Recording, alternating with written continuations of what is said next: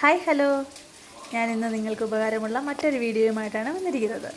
എന്തെന്ന് വെച്ചാൽ ഈ റംബുട്ടാൻ ഇങ്ങനെ ഗ്ലോ ആയിട്ടും വാട്ടർ കണ്ടൻ്റായിട്ടൊക്കെ ഇരിക്കാൻ വേണ്ടിയിട്ട് നമുക്ക് 2 നാച്ചുറൽ മരുന്നുകളൊക്കെ കൊടുത്താൽ നല്ല ടേസ്റ്റുള്ള റംബുട്ടാൻ കഴിക്കാൻ പറ്റും. ഫസ്റ്റ് വണ്ണെന്ന് വെച്ചാൽ നമ്മുടെ കടലപ്പിണ്ണാക്ക് ഓർ കപ്പലണ്ടി പിണ്ണാക്ക് എന്നറിയപ്പെടുന്ന സാധനമാണ്. അതിൻ്റെ കൂടെ തന്നെ നമുക്ക് ഒരു പിടി വേപ്പിൻ പിണ്ണാക്കും അന്നത്തെ കഞ്ഞിവെള്ളവും ഒരു പിടി ചാരവും വേണം. ഇതെല്ലാം കൂടി 2 പിടി കടലപ്പിണ്ണാക്കും ഒരു പിടി വേപ്പിൻ പിണ്ണാക്കും ഈ കഞ്ഞിവെള്ളവും ചാരവും കൂടെ നമ്മൾ കുറച്ച് വെള്ളത്തിൽ സോക്ക് ചെയ്ത് വെക്കുക.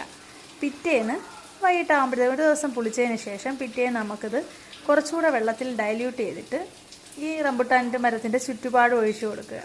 ചുറ്റുപാട് ഒഴിച്ചു കൊടുക്കുമ്പോൾ നല്ലപോലെ ഒഴിച്ചു കൊടുത്തിട്ട് അതാകുമ്പോൾ മഴയായ ഉണ്ടെങ്കിൽ ഒരു ചെറിയ തടം കൊടുക്കുന്നത് നല്ലതായിരിക്കും. ഈ പച്ച റംബുട്ടാൻ കുഞ്ഞു കുരുത്ത് വരുന്ന റംബുട്ടാനോ ചെറുതായിട്ട് നിൽക്കുന്നതേ ഉള്ളെങ്കിൽ ഇത് കൊടുത്തു കഴിഞ്ഞാൽ നല്ല എഫക്റ്റീവായിരിക്കും. നല്ല ടേസ്റ്റുള്ള ഗ്ലോയുള്ള വാട്ടർ കണ്ടൻറ്റുള്ള റംബുട്ടാൻ നമുക്ക് കഴിക്കാൻ പറ്റും. അപ്പോൾ എല്ലാവരും ഇതൊന്ന് ട്രൈ ചെയ്ത് നോക്കുക. എൻ്റെ ഈ വീഡിയോ ഇഷ്ടമായെങ്കിൽ ലൈക്ക് ചെയ്യുക, ഷെയർ ചെയ്യുക, സബ്സ്ക്രൈബ് ചെയ്യുക. താങ്ക്